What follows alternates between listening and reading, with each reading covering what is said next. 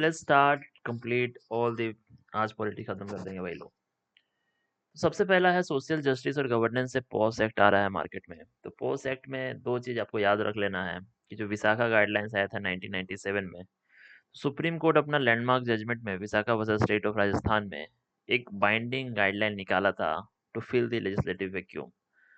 जो international convention था CEDAW, उसको इम्प्लीमेंट करने के लिए, convention on elimination on all forms of discrimination against women, पहला चीज।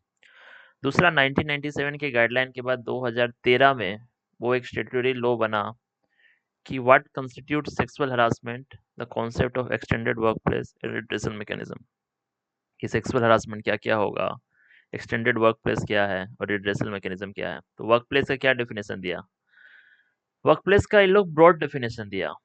ऑर्गेनाइज सेक्टर भी कवर्ड है, अनऑर्गेनाइज सेक्टर भी कवर्ड है, hospitals, sports institutes, dwelling places भी है, अगर डोमेस्टिक वर्कर्स है वो भी कवर्ड है। It also covers any place visited by the employ arising out of employment, transportation provided by the employer, हर जगह ये सारा वर्क प्लेस में आएंगे। ठीक है, पहला। दूसरा चीज, इंटरनल कंप्लेंट्स कमेटी होना चाहिए कि 10 से ज़्यादा एम्प्लॉय है तो आपका एक इंटरनल कंप्लेंट कमेटी होना चाहिए और उसमें एक सीनियर वीमेन एम्प्लॉय होना चाहिए, हाफ मेंबर वीमेन होना चाहिए, एक एक्सटर्नल मेंबर चाहिए जो कि एनजीओ से हो। ठीक है, this is the internal complaints committee. और एक लोकल कंप्लेंट्स कमेटी हो जो डिस्ट्रिक्ट लेवल पर या डिस्ट्रिक्ट ऑफिसर के द्वारा हो। ठीक है, तो इसका लोकल कंप्लेंट्स कमेटी है कि अनऑर्गेनाइज सेक्टर की जो कंप्लेंट है, जिसका 10 से कम एम्प्लॉय है और कोई एम्प्लॉयर के अगेंस्ट ही अगर कंप्लेन करना है तो लोकल कंप्लेंट्स कमेटी है। ठीक है, तो जेंडर न्यूट्रल है, सबसे पहले ये समझना है। तो पॉस एक्ट 2013 जो है gender neutral men and women, तो the act is completely female centric. तो ये तो नया चीज पता चल गया भाई कि ये तो फीमेल सेंट्रिक ही है। ठीक है, रिस्पोंडेंट या एक्यूज कोई भी जेंडर का हो सकता है, कंप्लेनेंट सिर्फ वीमेन हो सकती है। फॉर्मल एम्प्लॉय में क्या है, only regular salaried employees on the companies payroll can file A complaint and नहीं, रेगुलर वाला भी, टेम्परेरी वाला भी, ad hoc, daily veg, intern, trainee जो है, whoever work in your workplace is who is not employed there, सब कर सकता है। तो आईसीसी एडवाइजरी, जो internal complaints committee invited with no legal powers, हाँ इसके पास इंक्वायरी कर सकता है for the purpose of the making an inquiry, has the same power as the civil court. Civil court का पावर दिया हुआ भाई इंटरनल कंप्लेंट कमेटी को। कंसिलिएशन क्लाउज है, the act allows the ICC to try and resolve the matter of conciliation before initiating an inquiry, but it expressly states that no monetary settlement can be paid of message। Conciliation करा सकते हैं but monetary settlement नहीं होगा। तो basically है कि यहाँ informal sector का ब्लाइंड स्पॉट है, आपको सीधे उठा देना होगा कि कॉरपोरेट में तो हो जाता है बट 90% ऑफ जो फीमेल है वो इनफॉर्मल सेक्टर में काम कर रही है, और जो लोकल कंप्लेंट कमेटी है वो अंडर फंडेड है, नॉन फंक्शनल है और कम्प्लीटली अननोन है डोमेस्टिक वर्कर को। सबसे पहला चीज ये बोलो। दूसरा, जेएस वर्मा कमेटी का बात कर दो कि 2012 में निर्भया केस के बाद ये बना था, तो वो बॉस बिल को हेविली क्रिटिसाइज किया before it become an act. ठीक है, तो वर्मा बोला कि भैया जो इंटरनल जो कंप्लेंट कमेटी है ये एक्सटर्नल एम्प्लॉयमेंट ट्रिब्यूनल होना चाहिए, ना कि इंटरनल, क्योंकि इंटरनल कमेटी बायस होगा एम्प्लॉयर के तरफ और चिलिंग इफेक्ट होगा। ठीक है, दूसरा चीज। तीसरा चीज है कि क्विड प्रो क्यू क्या होता है। क्विड प्रो क्वो होता है कि do this for me I will promote you. Hostile create, इसमें क्या होगा कि एक हॉस्टाइल इन्वायरमेंट बनेगा जो डायरेक्ट डिमांड्स करेगा। ठीक है, तो ये दो टाइप का हरासमेंट को कैप्चर करता है, हॉस्टाइल वर्क इन्वायरमेंट को भी और क्विड प्रो क्वो को भी। ठीक है, चौथा है कि फॉल्स कंप्लेंट को पेनलाइज करता है कि अगर मेलिशियस कंप्लेंट फाइल करती है तो उसको काउंटर पेनलाइज किया जा सकता है। इसमें अभी जैसे Ornelio Fernandes versus state of Goa है, तो इसमें बोला कि सुप्रीम कोर्ट क्या कि एक सीरियस लैप्स है इन्फोर्समेंट ऑफ पॉज। क्या क्या बोल रहा है कि बहुत सारा जो गवर्नमेंट डिपार्टमेंट है, हाई कोर्ट है, स्पोर्ट फेडरेशन है, वो उसके पास इंटरनल कंप्लेंट कमेटी ही नहीं है। तो डायरेक्टिव बनाया कि भाई बनाओ ये आईसीसी कंप्लायंस करो।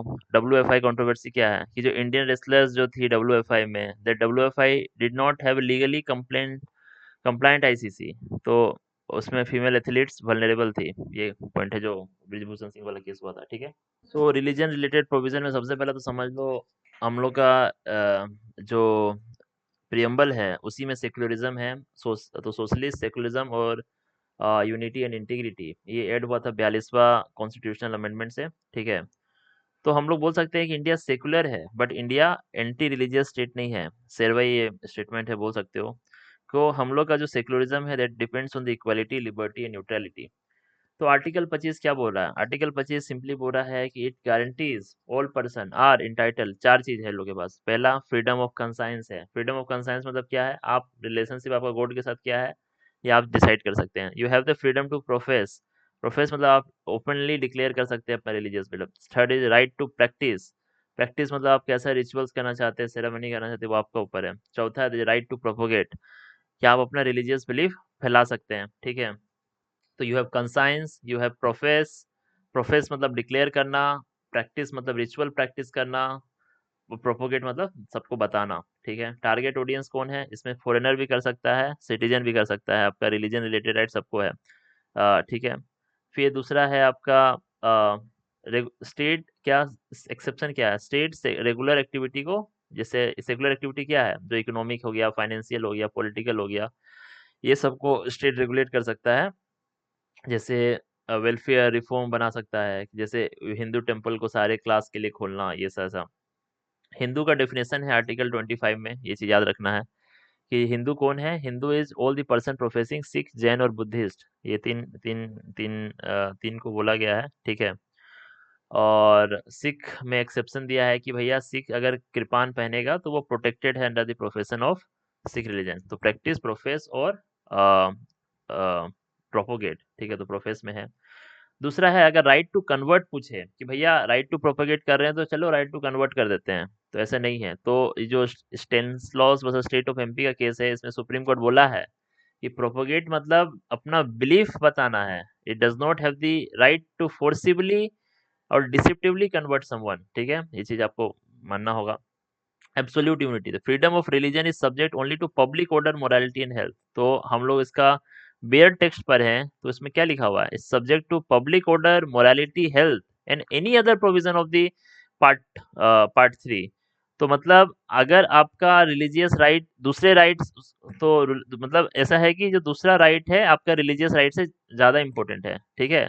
मतलब अगर किसी का राइट टू इक्वालिटी आपका रिलीजियस राइट वायलेट कर रहा है तो रिलीजियस राइट ओवर राइट हो जाएगा, मतलब वो वाला राइट ओवर राइट हो जाएगा। This is a very simple thing that you need to know. Article 26 क्या बोल रहा है? ये आपका कलेक्टिव राइट क्या है? तो आर्टिकल 25 पर्सनल राइट है, ये आपका कलेक्टिव राइट है, ठीक है। तो रिलीजियस डिनोमिनेशन का क्या राइट है? पहला कि आप इंस्टीट्यूशन बना सकते हैं रिलीजियस और चैरिटेबल पर्पस का, पहला चीज। दूसरा कि आप अपना अफेयर्स मैटर ऑफ रिलीजन को मैनेज कर सकते हैं, दूसरा चीज। तीसरा आप इमूवेबल प्रॉपर्टी या मूवेबल प्रॉपर्टी एक्वायर या ऑन कर सकते हैं, तीसरा। चौथा आप उसको एडमिनिस्टर कर सकते हैं एज अकॉर्डेंस विद लॉ, ठीक है। तो अब सुप्रीम कोर्ट बोलेगा कि भैया डिनोमिनेशन क्या होता है बता दो, तो सिरूर मठ केस को सीधे डिफर कीजिएगा और बोलिएगा कि भैया ये वैसे इंडिविजुअल्स का कलेक्शन है जिसका एक कॉमन फेथ है, जिसका एक कॉमन ऑर्गेनाइजेशन है और जिसके पास एक कॉमन नेम है। तीन चीज है, कॉमन फेथ, कॉमन ऑर्गेनाइजेशन और कॉमन नेम। जैसे रामकृष्ण मिशन, आनंद मार्ग, ठीक है। औरोबिंदो सोसाइटी को भैया ये लोग हटा दिया था रिलीजियस डिनोमिनेशन से, बोला कि आप लोग एक फिलोसफिकल सोसाइटी है ना, कि क्योंकि आपके पास ये नहीं है, क्या बोलते हैं, आप लोग अल्टीमेटली आपका जो फेथ है वो हिंदुइज्म में ही लाई कर रहा है, ठीक है। तीसरा है कि the group has an absolute right to manage its affairs in matter of religion, ठीक है। बट जो राइट टू एडमिनिस्टर प्रॉपर्टी है वो एब्सोल्यूट नहीं है, वो स्टेट लॉ रेगुलेट करेगा, ठीक है। जैसे इसमें अफेयर्स जो है आपका ये आप कर सकते हैं, बट जो प्रॉपर्टी वाला राइट है उसमें ये है, ठीक है। क्या क्या आप बोल सकते हो? एसेंशियल रिलीजियस प्रैक्टिस बोल सकते हैं। तो supreme court essential religious practice क्या बोला कि भैया स्टेट किसको रेगुलेट कर सकता है, किसको नहीं रेगुलेट कर सकता है। तो कोर्ट आपका जो पर्सनल राइट्स है फिर रिलीजन को लेके, उसमें केवल एसेंशियल और इंटीग्रल पार्ट को ही प्रोटेक्ट करेगा, ठीक है। जैसे कि offering namaz is essential to Islam, but offering it specifically in mosque is not essential religious practice, ठीक है, unless that specific mosque has particular significance like Mecca. ये सुप्रीम कोर्ट का रूलिंग है, ठीक है, पहला चीज। दूसरा चीज is the principle distance versus strict separation. जैसे US constitution strict wall of separation है चर्च और स्टेट के बीच में, इंडियन सेक्युलरिज्म का क्या है टर्म बोलना? प्रिंसिपल डिस्टेंस, प्रिंसिपल डिस्टेंस, ठीक है। तो इंडियन स्टेट क्या होता है? फंड के साथ, जैसे माइनॉरिटी स्कूल को हम लोग फंड करते हैं, हम लोग बहुत सारा रिफॉर्म करते हैं, triple talaq, temple open to social justice को, ताकि मेंटेन हो। ये सब पॉइंट याद रखिएगा। तीसरा चीज क्या है, सबरीमाला जो केस है फंडामेंटल राइट केस है, आर्टिकल 25 और आर्टिकल 14, आर्टिकल 17 सब टकरा गया। तो इसमें क्या हुआ कि जो सबरी वाला डिनोमिनेशन, मतलब आपका आर्टिकल 25 और आर्टिकल 14 एक तरफ, और डीटी का मतलब सबरी वाला डिनोमिनेशन का to manage its own religious affair, तो and preserve the deity celebration, article 26 versus आपका आर्टिकल 1425 था। तो जीत गया आर्टिकल 1425। ठीक है। रिफॉर्मेटिव स्टेट क्या है, article 25 two is the engine of social reform. ठीक है। इसमें क्या है कि it gives the state power to act as a agent of modernisation. ठीक है, ये चीज आपको याद रखिए। ठीक है। क्वेश्चन आया हुआ है PYQ, discuss India as a secular state and compare इस secular principle with US constitution के साथ एक कंपेयर करने का क्वेश्चन आया है। ठीक है। तो आर्टिकल 27 क्या है, आर्टिकल 27 है कि कोई भी पर्सन को आप कंपेल नहीं कर सकते हैं टू पे एनी काइंड ऑफ टैक्सेस जो कि जाएगा प्रमोशन और maintenance of any particular religion और रिलीजियस डिनोमिनेशन। ठीक है, ये स्टेट के अगेंस्ट है। ठीक है। तो स्टेट ऑल रिलीजन एक्सेप्शन क्या है इसमें, कि state is prohibited from spending tax money to favour of one particular religion, पहला चीज। दूसरा, अगर टैक्स का मनी यूज करे for promotion and maintenance of all religion equally, तो आप कर सकते हैं टैक्स का मनी पैसा। देखिए, अगर इंडियन फिलोसफर धर्म संभाव इसको फॉलो करता है। ठीक है। दूसरा है टैक्स वर्सेस फी। तो आर्टिकल 27 मना करता है टैक्स लेने से, बट फी लेने से नहीं। तो टैक्स क्या होता है, एक कंपलसरी एक्सट्रैक्शन है जनरल पब्लिक पर्पस के लिए। फी क्या है, स्पेशल सर्विस टू जो पेयर है उसको कोई स्पेशल सर्विस दी है तो फी दिया। ठीक है। जैसे अगर सिक्योरिटी हो गया, सैनिटेशन हो गया, crowd management eight Kumbh Mela हो गया, ऐसा है तो अगर आप फी ले रहा है तो आप ले सकते हैं, अलाउड है। ठीक है। पहला है एब्सोल्यूट बैन ऑन स्पेंडिंग। तो आर्टिकल 27 क्या करता है, prohibit the state from spending any public fund. तो नहीं, ऐसा नहीं है। तो हम लोग बोलेंगे state regularly spend public money on facilitating events. तो फैसिलिटेटिंग करने के लिए स्टेट खर्चा कर सकता है पब्लिक मनी, बट जो पर्टिकुलर रिलीजन के फेवर में आप टैक्स प्रोसीड नहीं ले सकते हैं, उसके लिए रिस्ट्रिक्शन है। Temple wealth step, the state can not levy an administrative fee on temple trust to manage, the state can levy a fee to control the secular administration and ensure their fund are not misappropriated. ये भी आपको ध्यान देना होगा, मतलब state ले सकता है फंड। ठीक है। 28 क्या बोल रहा है, freedom from religious instruction. Article article 28 बोल रहा है कि भैया जो रिलीजियस इंस्ट्रक्शन है एजुकेशनल इंस्टीट्यूशन में, तो स्टेट फंडेड जो क्लासरूम है वो रिलीजियस इंडोक्ट्रिनेशन का सेंटर ना बन जाए। सिंपल भाषा में यही है कि आप क्या है, इसमें आपको कुछ कुछ चीज, चार चीज आपको याद होना चाहिए, एकदम याद होना चाहिए। तो रिलीजियस इंस्ट्रक्शन कंप्लीटली प्रोहिबिट है जो कि होली मेंटेन्ड बाय स्टेट है। ठीक है, पहला चीज। दूसरा, जो कि स्टेट के द्वारा एडमिनिस्टर है बट स्टेब्लिश हुआ है अंडर कोई ट्रस्ट या एंडाउमेंट। ठीक है। तो उसमें भैया रिलीजियस इंस्ट्रक्शन परमिटेड है, जैसे कि बीएचयू हो गया, जो मदन मोहन मालवीय का एंडाउमेंट में स्टेब्लिश हुआ था। ठीक है। तीसरा, जो कि स्टेट के द्वारा रिकॉग्नाइज्ड है। ठीक है। तो religious instruction is permitted on the voluntary basis. ठीक है। जो कि स्टेट फंड ले रहा है। ठीक है, यहाँ भी religious instruction is permitted on the voluntary basis. ठीक है। वॉलेंटरी बेसिस क्या होता है, नो पर्सन अटेंडिंग दिस, मतलब उसमें आपको कंपेल नहीं कर सकते हैं किसी को, लेना है तो लो, दे दीजिए, आप लेना है लेना है उसका मतलब है। ठीक है। और अगर गार्डियन का कंसेंट लगेगा अगर वो माइनर है। ठीक है। तो सिंपल कंपल्सरी आप दे सकते हैं जो कि स्टेट के द्वारा एडमिनिस्टर्ड है बट कोई ट्रस्ट या एंडाउमेंट के द्वारा है। ठीक है। अगर स्टेट उसको रिकॉग्नाइज कर रहा है या स्टेट फंड ले रहा है तो भैया वो वॉलेंटरी बेसिस पे कर सकता है। पहला चीज है टोटल बैन। तो religious instruction is strictly prohibited in any institution receiving out of state fund. तो बोलेंगे नहीं भैया, ये स्ट्रिक्टली प्रोहिबिटेड है जो कि होली मेंटेन्ड बाय स्टेट है, एडेड नहीं है, मेंटेन्ड। ठीक है, ये एकदम टर्म पे क्लियर रखो कि जो होली मेंटेन्ड है स्टेट, उसी के पास आप प्रोहिबिटेड है कि वो रिलीजियस इंस्ट्रक्शन नहीं दे सकता है।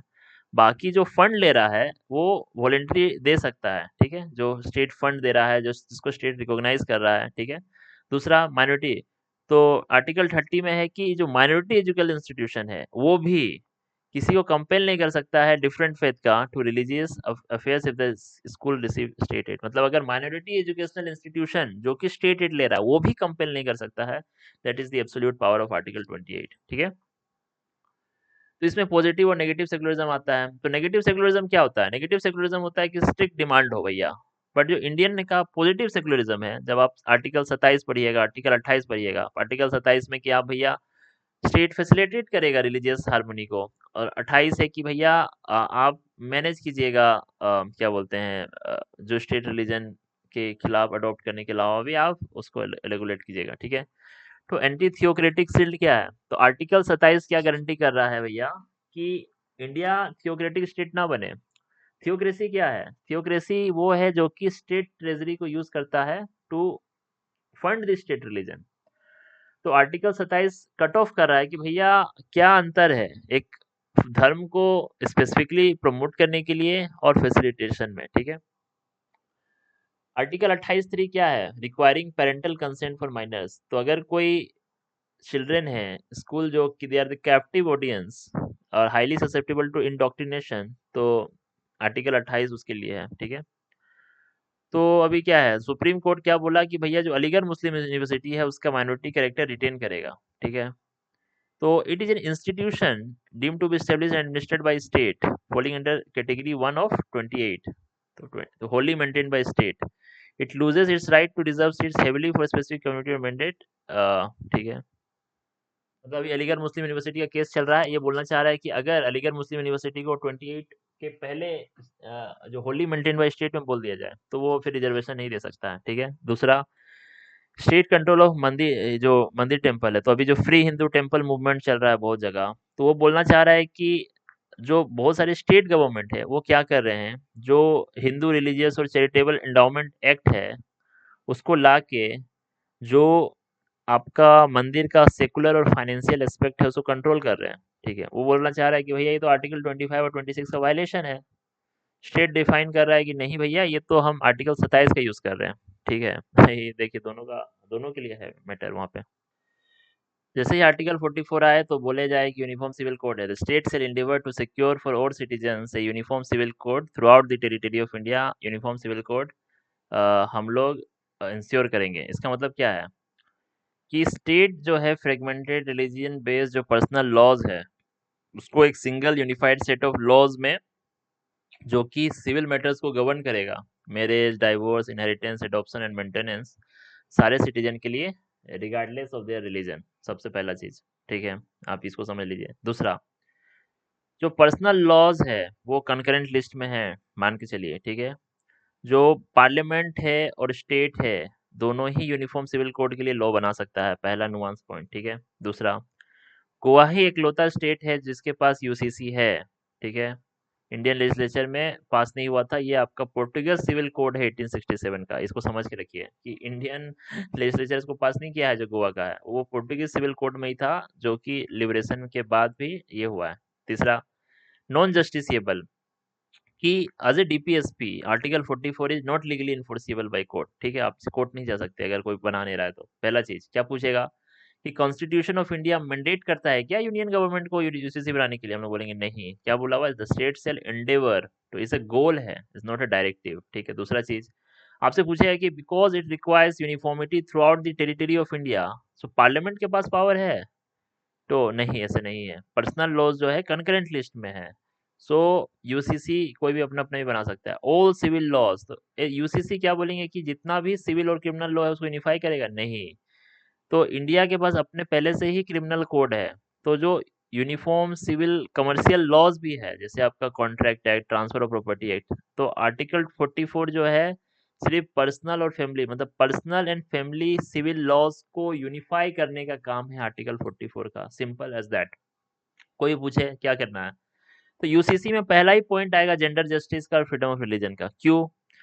क्योंकि आप देखिए कि बहुत सारा जो पर्सनल लॉज है वो डिस्क्रिमिनेटरी है against women, if like you see polygamy kind of thing, unequal inheritance kind of thing. तो यूसीसी का पहला मतलब है कि जेंडर जस्टिस प्रोवाइड करना, आर्टिकल 14, आर्टिकल 21, आर्टिकल 25, आर्टिकल 29।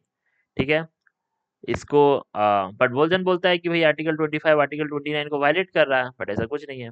दूसरा है national integration. B R Ambedkar, K Munshi बोले हैं कॉन्स्टिट्यूशन असेंबली में कि जो यूसीसी है वो एक नेशनल आइडेंटिटी फोर्ज करेगा, और ताकि ये जो फ्रेगमेंटेड कम्युनिटी बेस्ड लॉयल्टी है कम हो। दूसरा चीज। तीसरा चीज क्या है, जो लॉ कमीशन है, 21st लॉ कमीशन, वो बोला है कि यूसीसी बोल रहा है कि ये नाइदर नेसेसरी है not desirable at this stage. तो इसको बोला रिकमेंडेड है पीस मिल अप्रोच।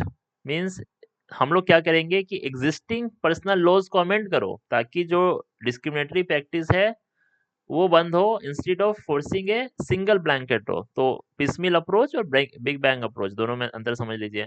ठीक है। और तीसरा चौथा चीज है कॉन्स्टिट्यूएंट असेंबली का प्रूडेंस, कि बोला गया कि भैया जो क्यों यूसीसी को जब इतना करना रहता है उन लोग को तो पार्ट 3 में डालता, पार्ट 4 में क्यों डाला?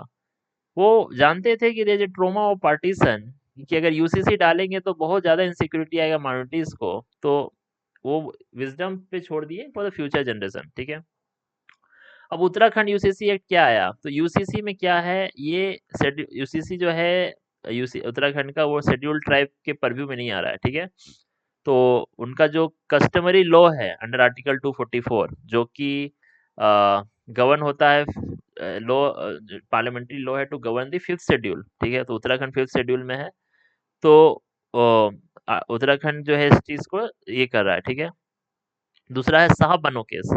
साहब बानो केस में क्या हुआ था कि सुप्रीम कोर्ट ग्रांट किया था कि जो डाइवोर्स मुस्लिम विमेन है, अगर उसको डाइवोर्स होता है और उसमें मेंटेनेंस प्रोवाइड कराया गया था साहब बानो में। एक सायरा बानो है, सायरा बानो यूसीसी से रिलेटेड नहीं है आपका, ये सीएनआरसी से रिलेटेड है, और साहब बानो आपका इससे रिलेटेड है, डाइवोर्स मुस्लिम को मेंटेनेंस देने से। ठीक है। और बट ये मेंटेनेंस दिया था अंडर सेकुलर लॉ, सीआरपीसी के तहत। और वहां पे बोला गया था कि यूसीसी को लाना चाहिए। ठीक है। एक सरला मुदगल का केस था। सरला मुदगल का केस में था क्या कि जो हिंदू हस्बैंड है can not convert to Islam merely to circumvent the Hindu marriage act and commit bigamy again. मतलब क्या कर रहा था कि उसको दो शादी करना था, हिंदू मैरिज एक्ट में नहीं करने के लिए मिल रहा था, तो वो बोला कि हम मुस्लिम बन जाते हैं, दो शादी करते हैं। ठीक है। तो ऐसे लूप होल को बचने के लिए भी आपका यूसीसी है। ठीक है।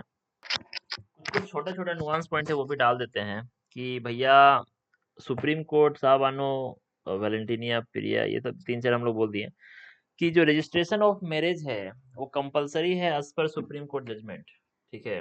कि सीमा वर्सेस अश्विनी कुमार वाला केस है।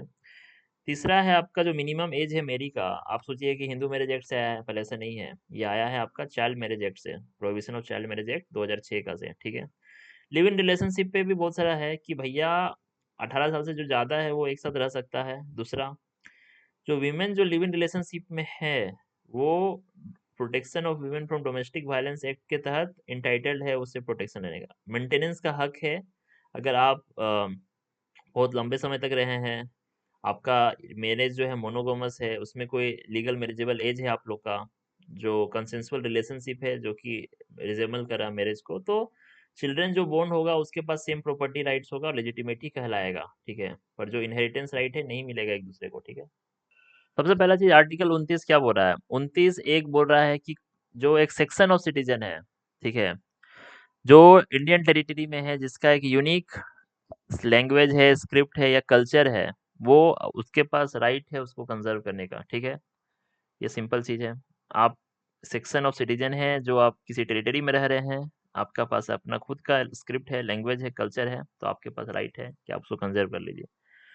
दूसरा है कि आप किसी भी सिटीजन को डिनाई नहीं कर सकते हैं कोई भी ऐसा एजुकेशनल इंस्टीट्यूशन में एडमिशन के लिए जो कि स्टेट के द्वारा मेंटेन है या स्टेट फंड से आ रहा है, only on the basis of religion, caste, race और लैंग्वेज। ठीक है। और एनी ऑफ देम। ठीक है। रिलीजन, रेस, कास्ट, लैंग्वेज, ये 4 फैक्टर है, मतलब एजुकेशन को रिलेटेड। जैसे 15 में आपका डिस्क्रिमिनेटरी राइट है, और ये आपका एजुकेशन में आप डिस्क्रिमिनेशन नहीं कर सकते हैं, आर्टिकल 29(2) में है। ठीक है।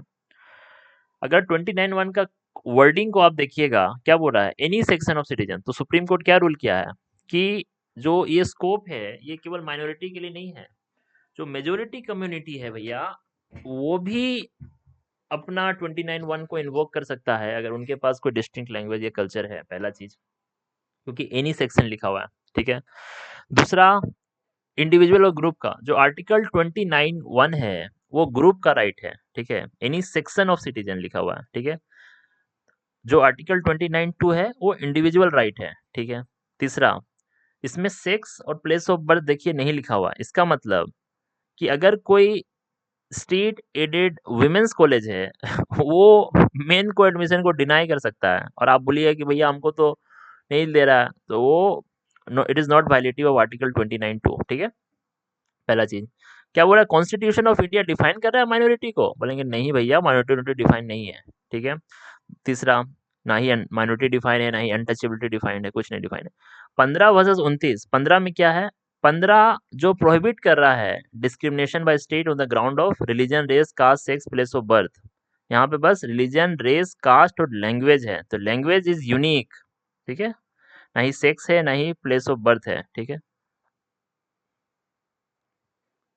आर्टिकल 30 में क्या है, आर्टिकल 30 है राइट, माइनॉरिटीज के पास राइट है भैया कि आप अपना एजुकेशनल इंस्टीट्यूशन बना लीजिए, जाइए बना लीजिए। जैसे आर्टिकल 28 में बताएं कि भैया जो स्टेट क्या स्कोप है रिलीजियस इंडोक्ट्रिनेशन देने का, ठीक है। तो आर्टिकल 31 क्या बोल रहा है कि कोई भी माइनॉरिटी, ऑल माइनॉरिटी, चाहे वो लैंग्वेज के बेसिस पे हो, चाहे वो रिलीजन के बेसिस पे हो, आपके पास राइट है कि आप अपना एजुकेशनल इंस्टीट्यूट को एस्टेब्लिश कर सकते हैं और एडमिनिस्टर कर सकते हैं, पहला चीज। 44th अमेंडमेंट से जुड़ा कि भैया अगर स्टेट एक्वायर करता है किसी माइनॉरिटी का एजुकेशनल इंस्टीट्यूशन का प्रॉपर्टी को, उसको कंपनसेशन अमाउंट देना होगा, ठीक है, ठीक है। और वो कंपनसेशन अमाउंट रिस्ट्रिक्ट नहीं करता है उसका ये राइट, ठीक है, पहला चीज। दूसरा चीज, स्टेट डिस्क्रिमिनेट नहीं करेगा किसी भी एजुकेशनल इंस्टीट्यूशन के साथ इन ग्रांटिंग एड, ठीक है, अगर वो माइनॉरिटी के द्वारा मैनेज है तो भी। तो दो रूल क्या है, तो आर्टिकल 30 दो टाइप का माइनॉरिटी बताया, रिलीजियस माइनॉरिटी और लिंग्विस्टिक माइनॉरिटी, ठीक है। तो रेशियल, इथनिक, पॉलिटिकल, ये सब माइनॉरिटी रिकॉग्नाइज नहीं हो रहा है आर्टिकल 29 में, तो आपको दो ही टाइप का माइनॉरिटी समझना है, रिलीजियस और लिंग्विस्टिक माइनॉरिटी, ठीक है, पहला चीज।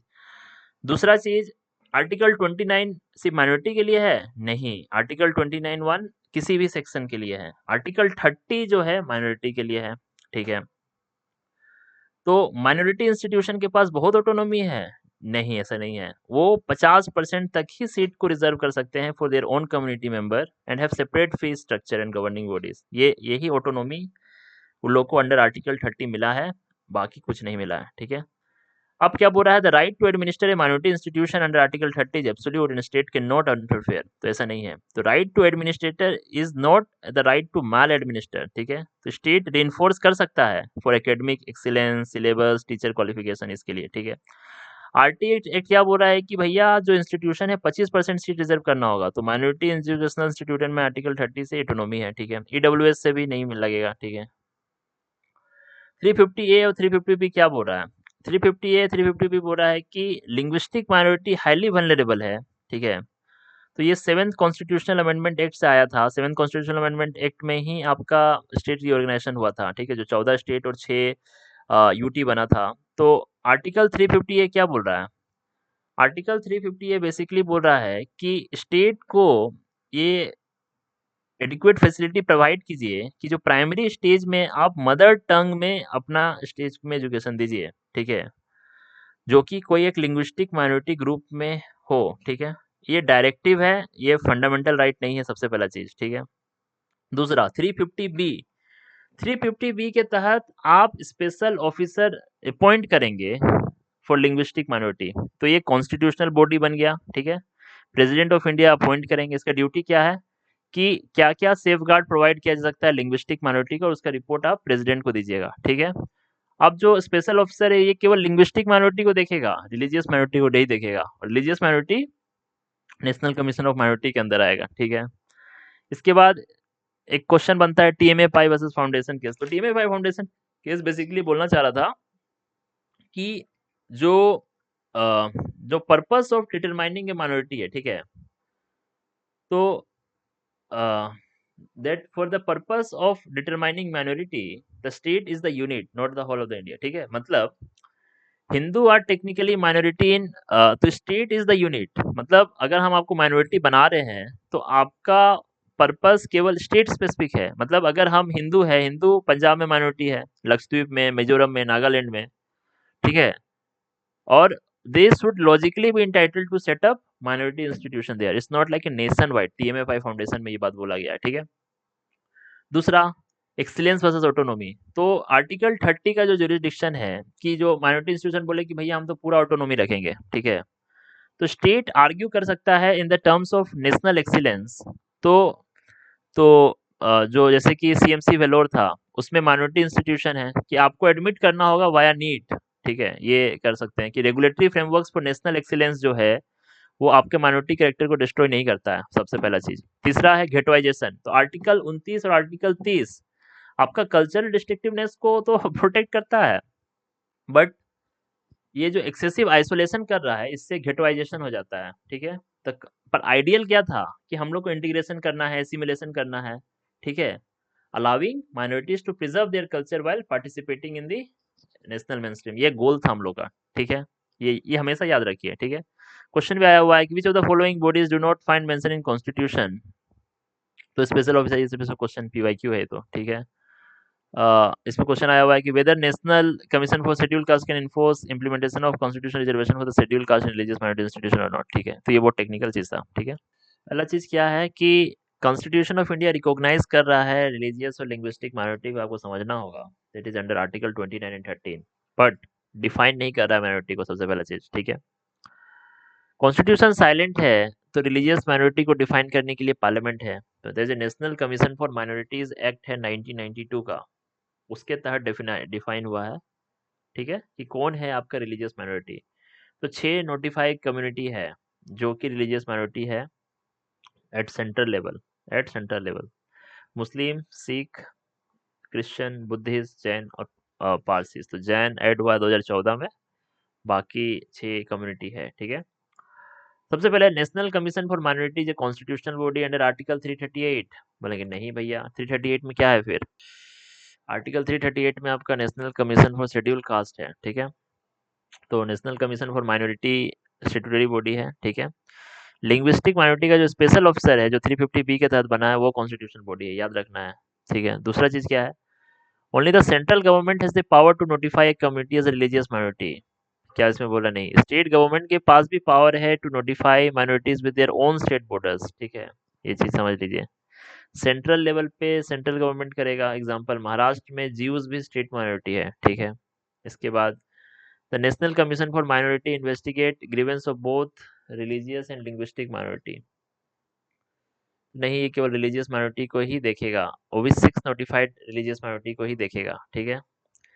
उसके बाद क्या है, the ultimate TMA pi foundation जो केस है 11 जज का बेंच था, उसमें बता दिया कि भैया स्टेट ही यूनिट होगा for determining the linguistic and, मतलब अगर आप एक जगह के लिंग्विस्टिक माइनॉरिटी हैं तो दूसरी जगह के नहीं भी हो सकते हैं, ठीक है, ये चीज है। बट एक ओवरऑल भी निकाला जा सकता है, ठीक है। टीएमए फाउंडेशन ये बात बोला था, ठीक है। टीएमएफआई रूलिंग के बावजूद भी सेंट्रल गवर्नमेंट का जो नोटिफिकेशन है that operates on national level, तो ये दिक्कत है, क्योंकि मान लीजिए हिंदू जो है माइनॉरिटी है इन लक्षद्वीप, मिजोरम, नागालैंड, मेघालय, कौन कौन स्टेट में हिंदू माइनॉरिटी है? लक्षद्वीप को याद रखिए, साउथ में उधर नॉर्थ ईस्ट में चल जाइए, मिजोरम में, नागालैंड में, नामामी, नागालैंड, मिजोरम, मेघालय, ऊपर जम्मू कश्मीर, पंजाब और अरुणाचल प्रदेश, 1 2 3 4 5 6 7 राज्य में हिंदू डेमोग्राफिकली माइनॉरिटी है, but Hindus are national majority, so they do not get minority status and right under Article 30 in these states. So दिक्कत है ना। तो बट जब क्रिश्चियन और मुस्लिम है जो कि ये मेजोरिटी है इस स्टेट में, यहाँ तो भी वो माइनॉरिटी प्रिविलेज है क्योंकि they are on central list. तो ये दिक्कत है टीएमए पाई फाउंडेशन से। फिर है एसिमेट्रिक फेडरलिज्म, ठीक है। इंस्टीट्यूशन जिसके पास माइनॉरिटी का टैग है अंडर आर्टिकल 30, ठीक है, कि भैया आप माइनॉरिटी इंस्टीट्यूशन है, वो सील्ड है उसके पास स्टेट रेगुलेशन से बचने का। तो ये क्या है? एसिमेट्रिक फेडरलिज्म है, ठीक है। मतलब अगर हम बोल दें हम माइनॉरिटी इंस्टीट्यूशन है अंडर आर्टिकल 30, ठीक है, तो हमको आर्टिकल 15(5) से बच जाएंगे, 15(6) से बच जाएंगे, आरटी एक्ट से बच जाएंगे, मेरे पास एडमिशन का कंट्रोल रहेगा, ठीक है।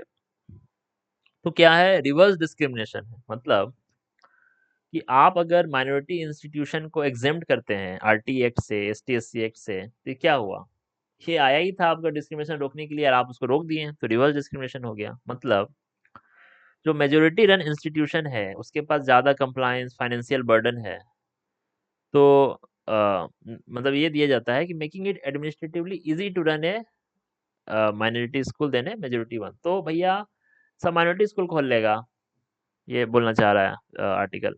फिर है द पर्पस ऑफ आर्टिकल 30। तो आर्टिकल 30 का पर्पस हमेशा याद रखिए कि integration without assimilation is the purpose for article 30। ठीक है, कि एक्सक्लूसिव सिलोज बनाना नहीं है, बल्कि आपको माइनॉरिटीज के उसमें एक सेंस ऑफ सिक्योरिटी और कॉन्फिडेंस लाना है। ठीक है, ये चीज़ है। माल एडमिनिस्ट्रेशन कैविएट है ये है कि अगर आपके पास एडमिनिस्टर करने का पावर है, मेल एडमिनिस्ट्रेट करने का पावर नहीं है। ठीक है, अश्विनी उपाध्याय पिटीशन में क्या हुआ, सुप्रीम कोर्ट में क्या बोल रहा है कि हिंदूज को माइनॉरिटी स्टेटस दिया जाए, वो 8 से 10 स्टेट में। ठीक है, तो सेंटर भी एफिडेविट फाइल किया है, the state government can declare Hindus as minority within their borders. तो ये सेंटर एफिडेविट में बता चुका है, तो ये तो है ही। ठीक है, और क्या है, अलीगढ़ मुस्लिम यूनिवर्सिटी का केस भी अभी ये है, पेंडिंग में है, आउटकम ऑफ केस अभी बाकी है। तो जैसे एक केस हुआ था आपका एपी क्रिश्चियन वाला केस या डीएवी कॉलेज केस, तो इसमें कंडीशन बताया कि माइनॉरिटी इंस्टीट्यूशन क्या क्या है। पहला ये लोग बोला कि माइनॉरिटी इंस्टीट्यूशन सबसे पहले तो माइनॉरिटी के द्वारा स्टेब्लिश होना चाहिए, पहला।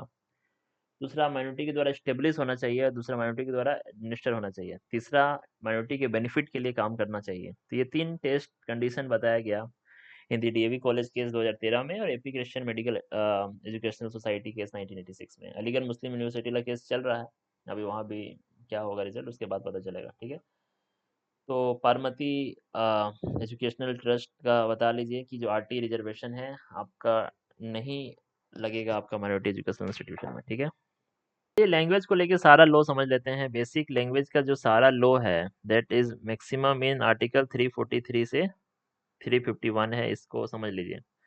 और ये कौन सा पार्ट होगा, पार्ट 17, पार्ट 17 343 से 351। ठीक है, ठीक है। पहला यूनियन का जो लैंग्वेज है 343 से 344 चैप्टर 1 में है, तो क्या बोलना चाह रहा है 343 में क्या है कि जो ऑफिशियल लैंग्वेज है यूनियन का क्या होगा, वो हिंदी होगा, हिंदी देवनागरी स्क्रिप्ट। पर 15 ईयर रूल दिया गया था कि इंग्लिश भी कंटिन्यू करेगा। ठीक है, from the commencement of constitution till 1965। तो ऑफिशियल लैंग्वेज एक्ट में 1965 में जब पास ये होने वाला था तो एंटी हिंदी प्रोटेस्ट होने लगा। To preserve national unity parliament pass this act for the continuous use of English alongside Hindi for the official purpose of union. तो दो लॉ से आपका कॉन्स्टिट्यूशन में आर्टिकल 343 से और ऑफिशियल लैंग्वेजेस एक्ट 1963 से आपके पास हिंदी और English is the sole language for the union, ये समझ लीजिए। तो official language under constitutionally Hindi ही है। ठीक है, ये समझ के रखिए। ठीक है, लेट्स अंडरस्टैंड कि रीजनल लैंग्वेज क्या होगा। स्टेट लेजिस्लेचर को बोला गया कि you are free to adopt any or more of the languages in the state, या Hindi as an official language. Hindi आपको ऑप्शन में दे रहे हैं, आप कुछ भी और एक्स्ट्रा चुन लीजिए। जैसे मेघालय इंग्लिश चुन लिया, त्रिपुरा बंगाली चुन लिया, कोकबोरोक चुन लिया। ठीक है, मेघालय मेघालय में आपका इंग्लिश चलता है। ठीक है, याद रखिएगा मेघालय में इंग्लिश चलता है। त्रिपुरा में कोकबोरोक है, त्रिपुरी कल्चर में है कोकबोरोक, जिसको अभी आपका शेड्यूल लैंग्वेज में डालने का बात हो रहा है। ठीक है, फिर 8th शेड्यूल में कॉन्स्टिट्यूशन लिस्ट किया, पहले 14 था फिर 22 लैंग्वेज हो गया। तो अब ये अमेंडमेंट याद होना चाहिए। ठीक है, तो ये वाला तो याद होना चाहिए 8th शेड्यूल में कि 22 लैंग्वेज है 8th शेड्यूल में, पहले 14 लैंग्वेज था। तो 21 में सिंधी ऐड हुआ 1967 में। ठीक है, और फिर 71 में, 71 कब हुआ 1992 में। तो 71 में आपका कमीनी याद रखिए, कोंकणी मणिपुरी नेपाली। उसके बाद 92 में याद रखिए 2004 में बोडो डोगरी मैथिली और संथाली। ठीक है, अब कोई पूछेगा कि इंग्लिश हिंदी क्या नेशनल लैंग्वेज है, नहीं, ये ऑफिशियल लैंग्वेज है, कोई नेशनल लैंग्वेज नहीं है इंडिया का। ठीक है, फिर क्या इंग्लिश इज 22 लैंग्वेज में है, इंग्लिश नहीं है। भोजपुरी राजस्थानी है, तो वो भी 8 शेड्यूल में नहीं है, भोजपुरी भी नहीं है, राजस्थानी भी नहीं है। ठीक है, उसके बाद parliament provide all proceedings in the supreme court high court must be in English. तो जो आर्टिकल 348 है जो बताता है कि आपका पार्लियामेंट में क्या होगा प्रोसीडिंग्स, और आपका सुप्रीम कोर्ट हाई कोर्ट में क्या होगा। तो ये बोला गया कि भैया सब इंग्लिश में होगा, ठीक है। But governor of the state president के कंसेंट के साथ ऑथराइज कर सकता है कि हिंदी या किसी स्टेट का official language high court proceedings में काम आ सकता है, but judgment decree order English में ही आएगा, ठीक है। देखो, पार्लियामेंट का जो बिजनेस है उसके लिए आर्टिकल 120 है, उसमें क्या लैंग्वेज होगा, और जो स्टेट है उसके लिए 210 है कि उसमें क्या होगा। हिंदी इंग्लिश लिखा हुआ है, 15 साल के बाद इंग्लिश हटाओगे लॉ से तब हट जाएगा, ठीक है। ये सिंपल भाषा में लिखा हुआ है। अब समझिए कि आर्टिकल 348 में बहुत चीज लिख दिया है कि सुप्रीम कोर्ट हाई कोर्ट का भाषा फिक्स कर दिया है कि इंग्लिश होगा। देखो, उसमें सब इंग्लिश है। 348 इज टॉकिंग अबाउट इंग्लिश, कि जो पार्लियामेंट में एक्ट आएगा, बिल आएगा या कोई ऑर्डर आएगा, सब इंग्लिश में होगा। तो पार्लियामेंट का जो बिल है उसको अगर हम लोग को करना था हिंदी में, that should be by the official language act से हुआ है, ये चीज याद रखना है, ठीक है। तो सुप्रीम कोर्ट का प्रोसीडिंग और हाई कोर्ट का प्रोसीडिंग तो इंग्लिश में ही होगा, बट नहीं नहीं, जजमेंट तो इंग्लिश में ही होगा, बट प्रोसीडिंग हाई कोर्ट का उसमें ये लोग चेंज किया है कि अगर गवर्नर राष्ट्रपति से पूछता है और सीजीआई का कंसेंट रहता है तो उस राज्य का मदर टंग में भी हिंदी या कोई भी ऑफिशियल लैंग्वेज में हो सकता है, ठीक है।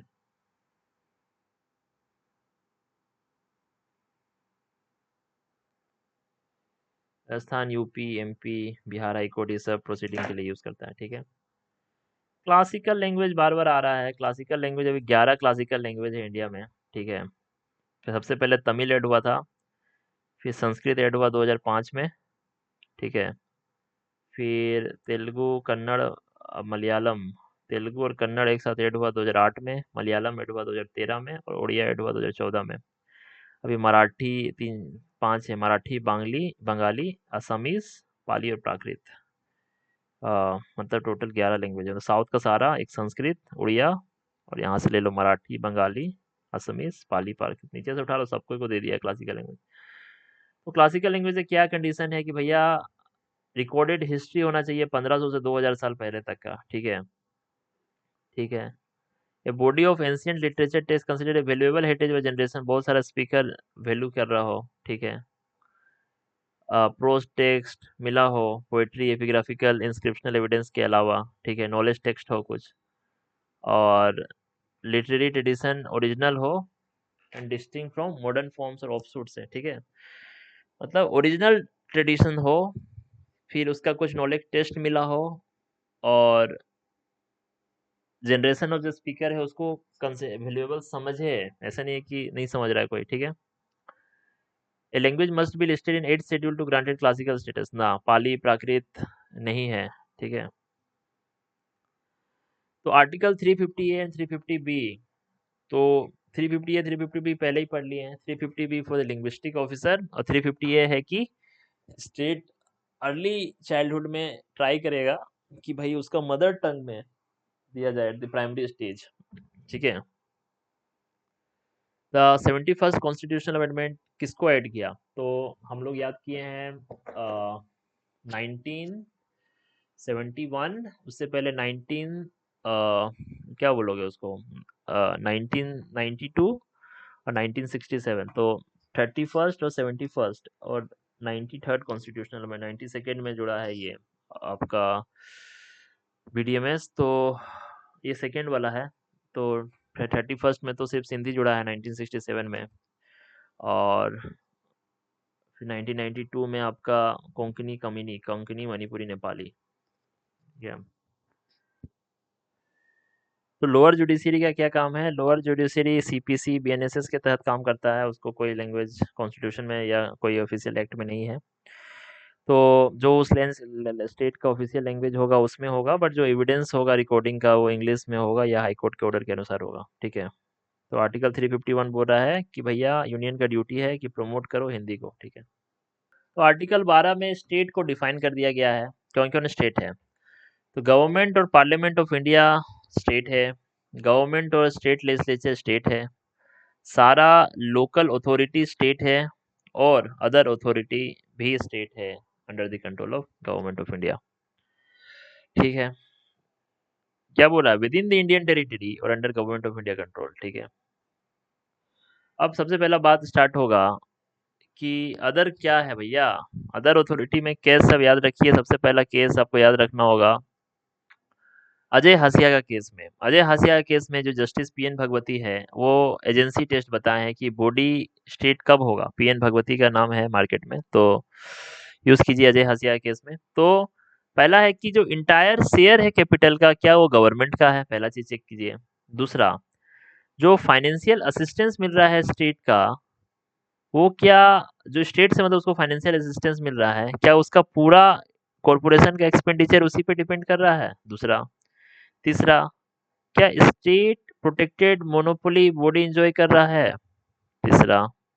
चौथा, क्या there is a deep and pervasive state control है। ठीक है। पांचवा क्या है कि the function of the corporation are of public importance and closely related to government function. जो उसका कॉरपोरेशन का फंक्शन है, क्या भैया गवर्नमेंट फंक्शन से क्लोजली रिलेटेड है। ये सब चेक करो क्या क्या स्टेट में आ गया है। एलआईसी स्टेट है आपका, आप बोलिए ओएनजीसी स्टेट है, सेल स्टेट है, airport authority of India state है, काउंसिल सीएसआईआर जो है वो स्टेट है। तो एनी प्राइवेट एंटिटी जो कि as a instrument or working as a government agency, वो भी स्टेट है। ये भी याद रखिएगा। ये आपका लैंडमार्क केस है एमसी मेहता का केस में। ठीक है। एमसी मेहता का केस में, बंधुआ मुक्ति मोर्चा वाला केस में सुप्रीम कोर्ट बोला है कि भाई प्राइवेट एंटिटी को भी अगर माना जाएगा अगर वो इन्वायरमेंटल राइट्स एक्सप्लॉइटेशन करते हैं तो। ठीक है। क्या क्या नहीं है, बीसीसीआई को मना कर दिया है कि वो स्टेट नहीं है। ठीक है, प्राइवेट बॉडी है।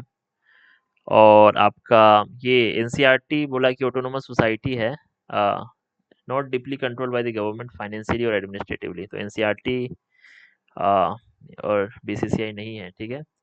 कोई प्राइवेट एयरलाइन और प्राइवेट बैंक है, वो भी स्टेट नहीं होगा। ठीक है। सबसे पहले जुडिशियरी क्यों मिसिंग है आर्टिकल 12 से, तो सुप्रीम कोर्ट बोलता है ए आर अंटुले और रूपा अशोक वाले हुरा वाला केस में कि अगर जुडिशियरी जुडिशियल कैपेसिटी में काम करे, ठीक है, तो वो स्टेट नहीं है। ठीक है। पर एडमिनिस्ट्रेटिव कैपेसिटी में काम करे तो वो स्टेट है। ठीक है। ठीक है। इसके बाद क्या क्वेश्चन है, a purely private corporation can never be considered state under article 12। ठीक है। If a private corporation is performing a public duty और acting as agency of government, ठीक है, उसको स्टेट बोलना होगा। ये आपको मान के चलिए। टेरिटरी क्या है, article 12 applies to all authorities located geographically within territory of India. नहीं, यहाँ लिखा हुआ है territory of India or under the control of government of India. ये भी एकदम बहुत ही नुआंस पॉइंट है। मतलब अगर इंडियन एम्बेसी जो है आपका इसमें यूएस में, वो भी इंडियन स्टेट है। ठीक है, ये भी मान के चलिए। सुप्रीम कोर्ट और high court India explicitly mention नहीं है। ठीक है। अब इसमें क्या क्या लिख सकते हैं, अब भैया लिख सकते हैं कि हम लोग वेलफेयर स्टेट से रेगुलेटरी स्टेट में मूव कर रहे हैं। ठीक है। मतलब कि टेलीकॉम को प्राइवेटाइज कर रहे हैं, बहुत सारी चीज को प्राइवेटाइज कर रहे हैं। मतलब हम लोग वहां से अपना हाथ हटा रहे हैं। We want just regulate them. ठीक है। तो स्टेट को डिफाइन करना एसेंशियल है क्योंकि बहुत सारा पब्लिक फंक्शन अब प्राइवेट बॉडी कर रहा है, आउटसोर्स कर रहे हैं हम लोग। तो इंस्ट्रूमेंटेलिटी टेस्ट जो है, अजय हासिया का केस याद रखिए, अशोक हुरा का केस याद रखिए। ठीक है। हॉरिजॉन्टल और वर्टिकल राइट को समझिए। तो आर्टिकल 12 क्या करता है, जो फंडामेंटल राइट है वर्टिकल है, सिटीजन और स्टेट के वर्सेस है। ठीक है। तो जो जितना ब्रॉड होगा डेफिनेशन आर्टिकल 12 का, उतना ही ज्यादा प्रोटेक्शन मिलेगा आपको सिटीजन को। ठीक है। ये चीज है। हाँ, जैसे कि अ, जो सिटीजन वर्सेस सिटीजन है उसमें नहीं जरूरत है। जो वर्टिकल है वहां पे प्रोटेक्शन का जरूरत है। जैसे 15(2), 17, 23, 24। ठीक है। बीसीसीआई वाला डिबेट है। ठीक है, हो गया, इतना काफी है। Let's understand article 13। It talks about judicial review. तो पहला article 31 it's about pre constitutional. ठीक है। मतलब बोला जा रहा है कि कॉन्स्टिट्यूशन बनने से पहले जो भी लॉ था जो कि you can say violative of fundamental right, वो खत्म हो जाएगा। ठीक है।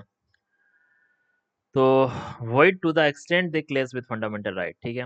13(2) है पोस्ट कॉन्स्टिट्यूशनल लॉज के लिए कि the state shall not make any new law that takes away or abridges your fundamental right.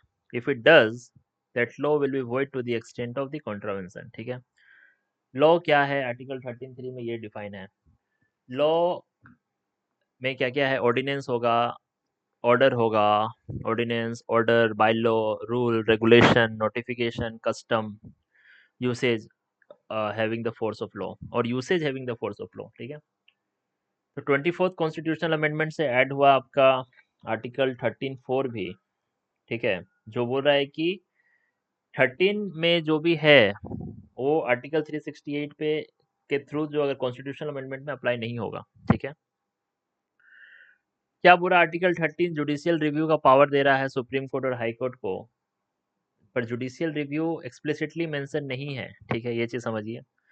दूसरा, the definition of no law is not just restricted to bills pass by constitution. इसका मतलब क्या है, जो law है ये executive orders को भी कर रहा है और कोई सोसाइटल कस्टम और यूसेज को भी कर रहा है। लेकिन मान लीजिए कि कोई लोकल कस्टम है जो कि अनटचेबिलिटी को मैंडेट कर रहा है, ये लॉ नहीं है बट वायलेटिव ऑफ आर्टिकल 13 है और आर्टिकल 17 के साथ पढ़ा जाएगा इसको, ठीक है। ये चीज एकदम नुआंस पॉइंट है, सबको समझिए।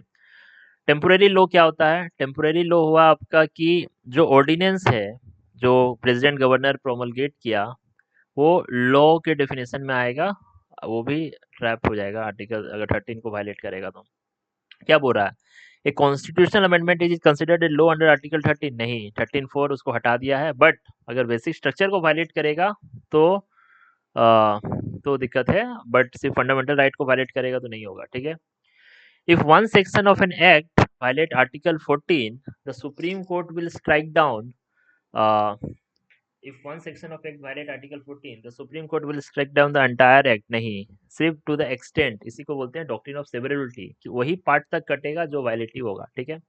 तो बहुत सारा डॉक्ट्रिन आ गया, वो पढ़ लो। पहला है doctrine of severability. Doctrine of severability क्या बोल रहा है कि अगर कोई स्टेचू का पार्ट आपका फंडामेंटल राइट के वायलेटिव है तो कोर्ट क्या करेगा, will try to separate the bad part from the good part. If the bad part can be severed without making the whole act meaningless, तो only the bad part is declared void, ठीक है। ये चीज है, जैसे section 66 of IT act को example दे देंगे। Doctrine of Eclipse में क्या है, डॉक्ट्रिन ऑफ इक्लिप्स आपका 13(1) में अप्लाई होता है। मतलब अगर कोई ओल्ड लॉ है फंडामेंटल राइट को वायलेट करता है, वो कंप्लीटली डाई नहीं होगा, वो इक्लिप्स हो जाएगा, मतलब they will be overshadowed by the fundamental right. मतलब अगर कॉन्स्टिट्यूशन उसको लेटर अमेंड करता है या रिमूव करता है इस फंडामेंटल राइट को, तो ओल्ड लॉ वापस एक्टिव हो जाएगा, ऑटोमेटिकली एक्टिव हो जाएगा। That is the doctrine of Eclipse, ठीक है। डॉक्ट्रिन ऑफ वेवर क्या है, डॉक्ट्रिन ऑफ वेवर है कि अगर कोई सिटीजन बोले कि I waive my fundamental rights to equality, तो सुप्रीम कोर्ट बोला है कि नहीं कर सकता है, कि fundamental right are the matter of public policy, are the foundation of republic, individuals उसको वेव ऑफ नहीं कर सकता है, पहला चीज, ठीक है। जुडिशियल इवोल्यूशन हम लोग को इसका समझेंगे, तो बेसिक जुडिशियल इवोल्यूशन वही है, शंकरी प्रसाद, सज्जन सिंह। तो शंकरी प्रसाद बोल दिया कि भैया जो लॉ लिखा हुआ है ना आर्टिकल 13 में, वो भाई ऑर्डिनरी लॉ है, कॉन्स्टिट्यूशनल अमेंडमेंट नहीं है, तो पार्लियामेंट फंडामेंटल राइट को कर देगा अमेंड, ठीक है, ठीक है। फिर दूसरा बात हुआ कि सुप्रीम कोर्ट अपना स्टैंड चेंज कर लिया गोलकनाथ में, कि भैया बोला कि कॉन्स्टिट्यूशनल अमेंडमेंट तो लॉ है आर्टिकल 13 में, तो आप फंडामेंटल राइट को वायलेट नहीं कर सकते हैं। फिर पार्ट 3 बोला कि भैया 24वां कोई कॉन्स्टिट्यूशनल अमेंडमेंट था, उसमें 13(4) ला दिया, ठीक है, 13(4) आ गया आपका 24वां कॉन्स्टिट्यूशनल अमेंडमेंट से, ठीक है। ये कब आया था, 1971 में आया था। तो अब कॉन्स्टिट्यूशनल अमेंडमेंट इम्यून हो गया आर्टिकल 13 से। अब केशवानंद भारती अपहेल्ड कर दिया इसको और बेसिक स्ट्रक्चर दे दिया, ठीक है। क्या बोल रहा है, the power of judiciary to pronounce upon the constitutionality of the laws and the executive, the power of judiciary to question the wisdom of laws. नहीं, सिर्फ जुडिशरी का पावर है कॉन्स्टिट्यूशनैलिटी को चैलेंज करना, ठीक है। तो कौन कौन चीज आर्टिकल 13 के एम्बिट से बाहर है, पहला आप याद कर लीजिए कि जो कॉन्स्टिट्यूशन में ही दिया हुआ है, तो कॉन्स्टिट्यूशनल अमेंडमेंट 13(4) और आर्टिकल 33 जो कि रिस्ट्रिक्ट करता है सिक्योरिटी पर्सनल का फंडामेंटल राइट, पहला चीज। दूसरा जो सुप्रीम कोर्ट का जजमेंट्स है वो और हाई कोर्ट का जजमेंट से वो हुडा वर्सेस हुडा के केस में वो भी आपका आर्टिकल 13 के लॉ के उसमें नहीं आएगा, ठीक है। तीसरा, जो इमरजेंसी प्रोक्लेमेशन होता है 358 359 में, जो कि फंडामेंटल राइट को रिस्ट्रिक्ट करेगा, वो भी नहीं आएगा। डीपीएसपी और फंडामेंटल राइट का जो केस है कि अगर 39 बी सी को इम्प्लीमेंट करने के लिए आप 1490 को कर रहे हैं, तो मिनर्वा मिल्स इसको अपहेल्ड किया है, ठीक है। उसके बाद 9 शेड्यूल में जो 24 अप्रैल 1973 से पहले घुस गया है, केसवान जजमेंट बोला है कि वो भी they are excluded from the ambit of article 13, ठीक है, डिलिमिटेशन कमीशन का ऑर्डर। आर्टिकल 32 और आर्टिकल 226 है, ये आपका इसमें है फंडामेंटल राइट के वायलेशन, मतलब फंडामेंटल राइट के रेक्टिफाई करने पे है। तो आर्टिकल 32 क्या बोल रहा है? आर्टिकल 32 अपने आप में फंडामेंटल राइट है, means supreme court can not refuse to exercise power, but 226 constitutional power है, फंडामेंटल राइट नहीं है, मतलब हाई कोर्ट रिफ्यूज कर सकता है, सबसे पहला चीज, ठीक है। दूसरा, पर्पस बताएंगे कि भैया जो फंडामेंटल राइट का इन्फोर्समेंट ही है आपका आर्टिकल 32 का यूज, ठीक है। दूसरा, ये fundamental right as well as legal right को भी इन्फोर्स करेगा। तीसरा, ये पूरा टेरिटरी वाइज इंडिया का है, जो हाई कोर्ट का जो रिट जुरिडिक्शन है विद इन द स्टेट है, ये चीज़ हमें समझिए। और हिरार्की क्या है? Person can directly go to supreme court, but the supreme court often encourages going to high court first. The person can go to high court and if rejected appeal to supreme court, ठीक है। 5 गो writ है भैया, writ को पढ़ लीजिए। सबसे पहला से हैवियस कॉर्पस। हैवियस कॉर्पस को सिंपली समझिए, टू हैव द बॉडी, लेके आओ भैया इसको, जहाँ छुपाए हो, रखे हो। स्टेट के खिलाफ भी कर सकता है, प्राइवेट इंडिविजुअल के खिलाफ भी कर सकता है, ठीक है। तो ये चीज मान के चलिए। इसमें क्या है? It can not be issued with the detention, अगर आपको डिटेंशन किया हुआ है, आर्बिट्रेरी डिटेंशन है, ठीक है, अगर लॉफुल डिटेंशन किया हुआ है तो आपको हैबियस कॉर्पस के तहत नहीं बुलाया जा सकता है, ठीक है। या आपको डिटेन किया हुआ है, लॉफुल डिटेंशन किया हुआ है, या कंटेम्प्ट ऑफ कोर्ट के लिए किया हुआ है, या आप कोर्ट के जुरिडिक्शन से बाहर हैं, ठीक है, तो आपको हेवियस कॉर्पस नहीं लगेगा, ठीक है, सबसे पहला चीज। उसके बाद है मेंडमस। मेंडमस बोलता है वी कमांड। क्या है इसका मतलब? कि किसी भी पब्लिक ऑफिशियल बॉडी को, अगर वो अपना मैंडेटरी, मेंडमस से मैंडेटरी, अगर वो अपना मैंडेटरी ड्यूटी फेल हो रहा है करने को, तो हम लोग इशू करेंगे mandamus.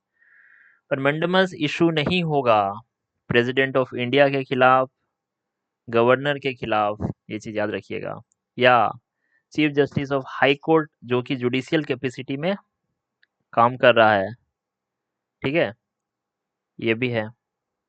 It also can not be use for discretionary duties, ठीक है, कोई अपना चावल वावल लाना है तो आप मैंडमस इशू कर दिए, ठीक है, ये भी नहीं होगा, ठीक है। और प्रोहिबिशन, प्रोहिबिशन मतलब है कि भैया रोक दीजिए, टू फोरबिड, ठीक है। ये एक हायर कोर्ट लोअर कोर्ट को डालता है अगर वो अपना जुरिडिक्शन से बाहर का काम कर रहा है, ठीक है। It's is a preventive rate, ये ड्यूरिंग द केस होता है, ठीक है। प्रोहिबिशन आप ड्यूरिंग द केस, अगर कोई छोटा कोर्ट अपना जुरिडिक्शन से बाहर कुछ कर रहा है तो प्रोहिबिशन हो जाएगा। सर्टियोरारी होता है टू बी सर्टिफाइड, ठीक है। टू बी सर्टिफाइड मतलब कि लोअर कोर्ट को दिया जाएगा, उसका क्वेस करेगा ऑलरेडी पास्ड, अगर वो भैया कोई जजमेंट पास कर दिया जिसमें कोई लीगल एरर है या कोई जुरिडिक्शनल एरर है, तो उसमें सुप्रीम कोर्ट बोला कि लोअर कोर्ट में भी होगा और एडमिनिस्ट्रेटिव अथॉरिटी में भी होगा, सबऑर्डिनेट कोर्ट में भी होगा और एडमिनिस्ट्रेटिव अथॉरिटी में भी होगा, ठीक है, प्रिवेंटिव और क्यूरेटिव दोनों, ठीक है।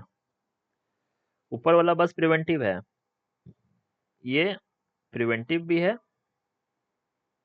और क्यूरेटिव भी है, ठीक है।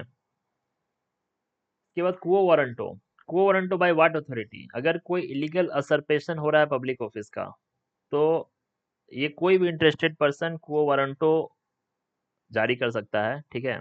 यहाँ भी लोकस स्टैंडाई रिलीज्ड है, ठीक है। तो मेंडस में लोकस स्टैंडाई स्ट्रिक्ट है। सबसे पहले अगर पूछा जाए आपसे, हमको मेंडमस फाइल करना है, मेंडमस मतलब आप कोई पब्लिक ऑफिशियल अपना मैंडेटरी ड्यूटी फुल्ली नहीं कर रहा है, तो petition for mandamus can be filed by any public spirited person even if their own rights are not violated. तो इसमें हम लोग बोलेंगे नहीं, ऐसे नहीं है। इसमें केवल एग्रीव्ड पार्टी ही रिट करता है, सिर्फ क्वो वारंटो में एक्सेप्शन है कि भैया, और थोड़ा हैबियस कॉर्पस में भी है, ठीक है। उसके बाद है कंकरेंट रेप, कि जो जुरिस्डिक्शन ऑफ सुप्रीम कोर्ट है आर्टिकल 32 में, वो एक्सक्लूसिव है। नहीं, ऐसा नहीं है, वो हाई कोर्ट के जुरिडिक्शन के साथ कंकरेंट है, ठीक है। आर्टिकल 226 फंडामेंटल राइट नहीं है, तो पंच पॉइंट क्या होगा? तो आर्टिकल 32 और 226 ये दोनों ही भैया बेसिक स्ट्रक्चर है। कहाँ पे बताया है? एल चंद्र कुमार का केस याद रखिएगा। दोनों ही एल चंद्र कुमार का केस में बोला है कि ये दोनों ही बेसिक स्ट्रक्चर है, ठीक है, पहला चीज। दूसरा है कि जुडिशियरी को सेल्फ रिस्ट्रेंट रहना होगा।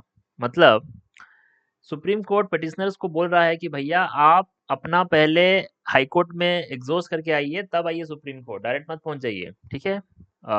तीसरा है सर्टियोरारी को ये लोग एक्सपेंड कर रहा है। जैसे कि पहले केवल सबऑर्डिनेट कोर्ट में था, अब इन लोग एडमिनिस्ट्रेटिव बॉडीज को भी देख रहा है, तो एग्जीक्यूटिव अकाउंटेबिलिटी को चेक करने के लिए, ठीक है। रेमेडी फॉर रेमेडी लेस, तो आर्टिकल 32 जो है, जो बनाता है कॉन्स्टिट्यूशन को ट्रांसफॉर्मेटिव। इसका मतलब है कि weakest citizen can knock the highest court door directly when the state overreach. कितना मस्त कॉन्सेप्ट है।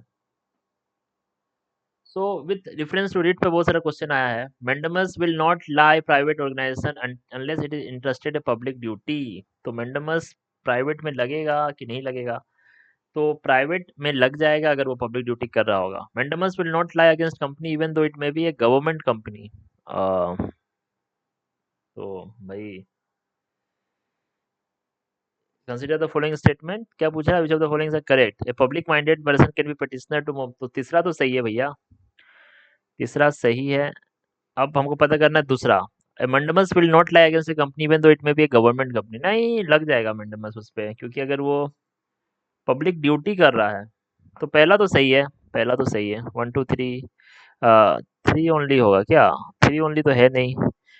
तो Mendemus will not lie in private unless it is interested with public duty। One तो सही है।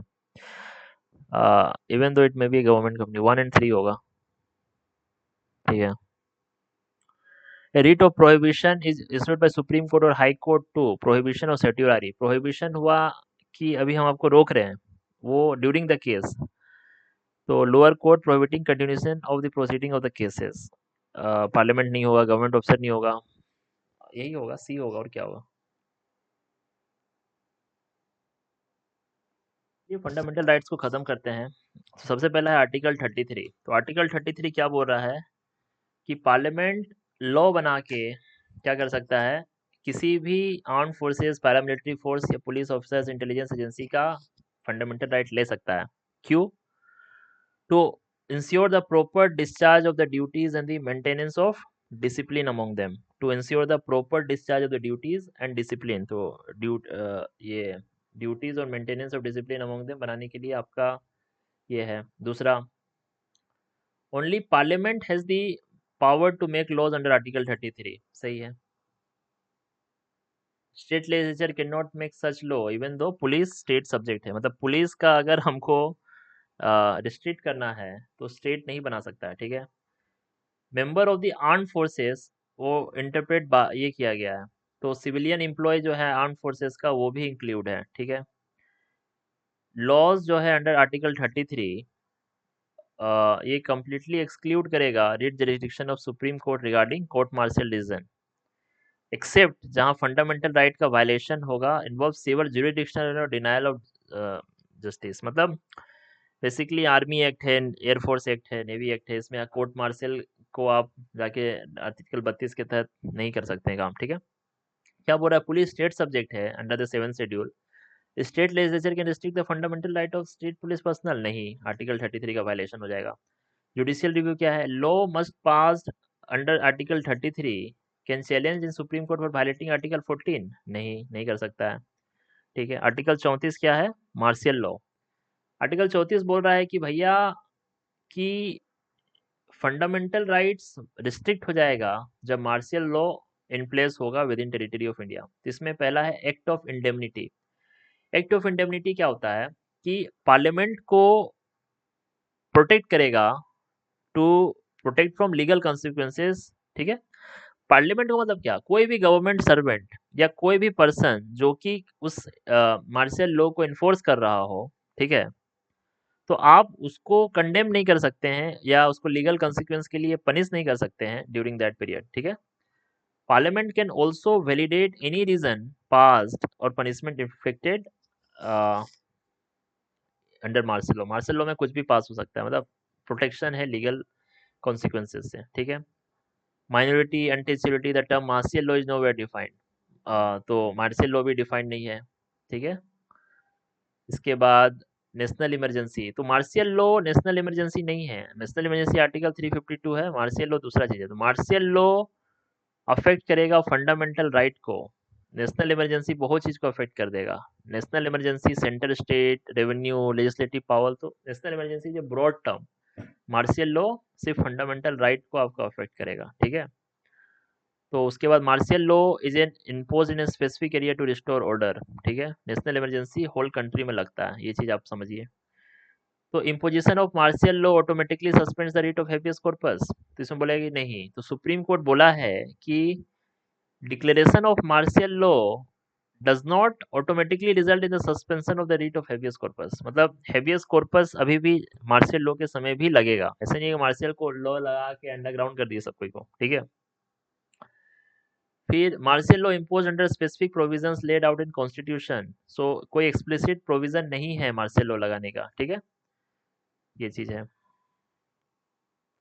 आर्टिकल 35 क्या बोल रहा है, आर्टिकल 35 बोल रहा है that the fundamental rights are uniform across the entire country.